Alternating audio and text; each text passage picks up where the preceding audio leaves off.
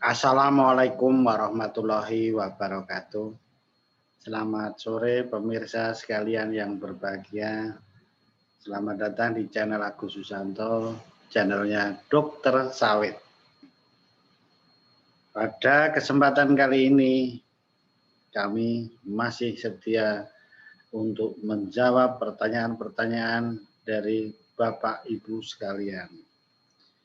Pertanyaan yang dikirim baik melalui medsos yang ada, khususnya melalui WA langsung kepada saya.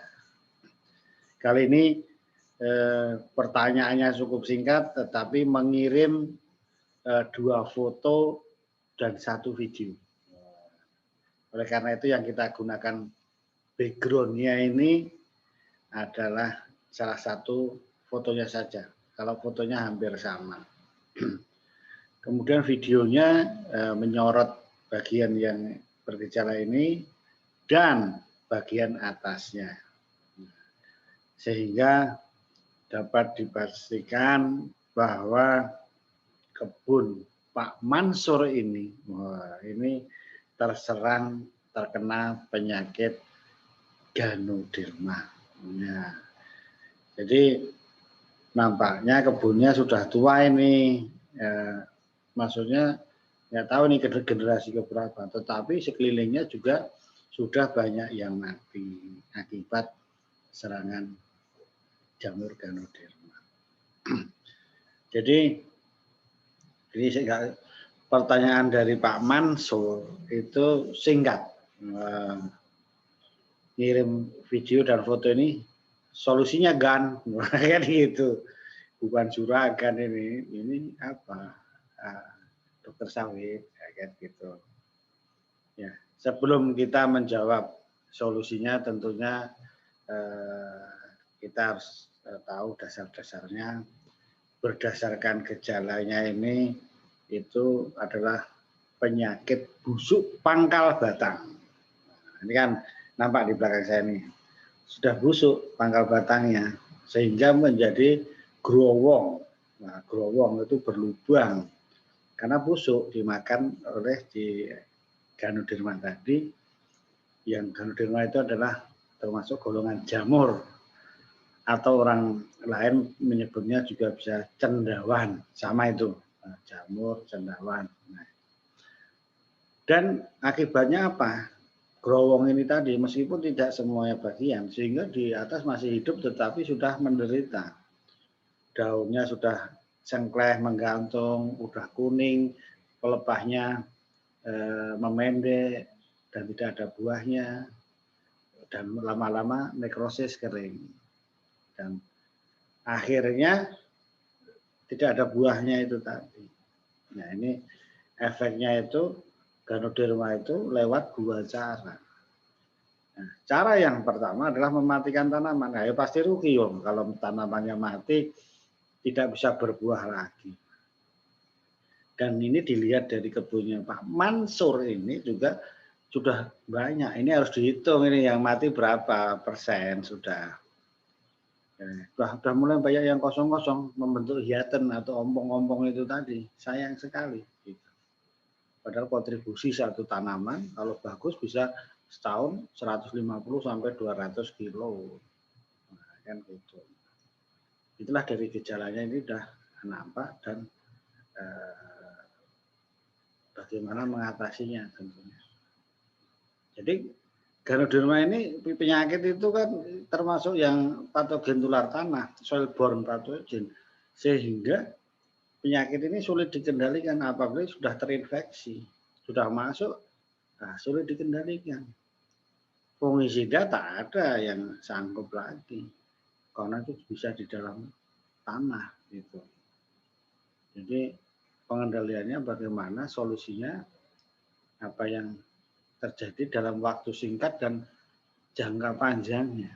Ya, jangka panjang. Jadi yang pertama ini kan menyerang tanaman menghasilkan TM. Sebaiknya sebetulnya itu kita sensus, kita bagi menjadi 2. Yang bergejala berat dan ringan. Berat itu seperti apa? Berat itu kalau sudah tidak, tanaman sudah tidak menghasilkan buah lagi, sudah nggak ada harapan lagi yang dipanen. Itu kalau kategorinya berat. Tidak melihat ada tubuh buahnya atau tidak. Karena tubuh buah, bentuk jamurnya itu belum tentu muncul. Yang penting efeknya sudah kelihatan pada tanamannya. Sudah tidak ada buah yang mau dipanen, itu termasuk gejala berat.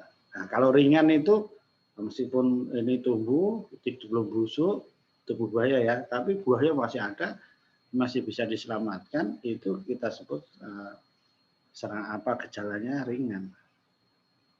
Ya, makanya kalau sudah 80% atau 80 populasinya per hektarnya ya sebaiknya direplantingnya dengan teknik yang betul, dengan menghilangkan sumber inokulum yang ada berupa akar dan batang. Ya, jadi singkat cerita, solusinya bagaimana yang seperti ini, yang TBM? Kalau gejalanya berat seperti ini dan tidak ada buahnya, silahkan disanitasi. Nah, disanitasi, ya itu dibongkar bonggolnya, bikin lubang 2x2 kedalaman 0,8 dan bonggolnya dikeluarkan akarnya. Karena itu sumber inokulum Ganoderma yang berbahaya bagi tanaman sekelilingnya dan gerasi kebun setelahnya. Jadi itu yang dilakukan. Kalau sudah berat seperti ini, maka harus dilakukan sanitasi, dieradikasi. Ya, gitu. Perlu ditumbang, kemudian di tempatnya itu bikin 2x2 kedalaman 0,8 dan dikeluarkan. Boleh ditambah trichoderma, jamur dan sebagainya untuk antisipasi ke depan. Nah, gitu.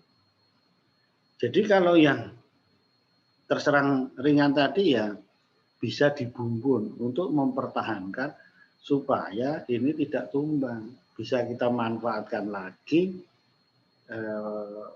Buahnya yang ada itu kita selamatkan.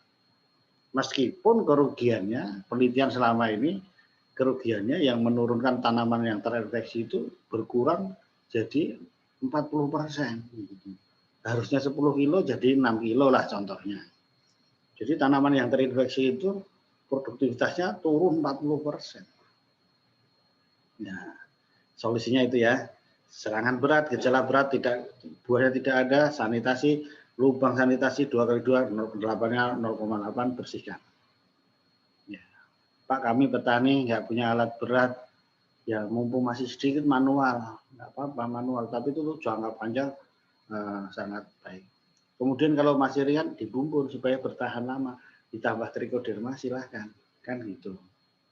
Nah, jadi terus jangan berpikiran pakai fungisida bisa, ya, sulit sekali, ya bisa lah.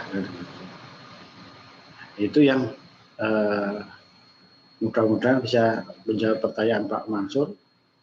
Solusinya cukup sederhana, tetapi yang penting harus action dilaksanakan. Action dilaksanakan, jangan berwacana saja ya. Jadi yang mudah-mudah dilaksanakan, lubang sanitasi itu tadi atau dibumbun, supaya ke depan lebih aman lagi dalam jangka panjangnya. Nah, nanti jangka panjang ke depan harus dipikirkan cara replanting yang aman terhadap Ganoderma maupun Oryctes. Itu yang dapat kami sampaikan. Mudah-mudahan bisa menjawab para petani kelapa sawit di seluruh Indonesia, dan salam produktivitas kelapa sawit supaya tetap terjaga. Jangan diganggu dengan adanya hama dan penyakit. Terima kasih, mudah-mudahan bermanfaat bagi kita semua. Assalamualaikum warahmatullahi wabarakatuh.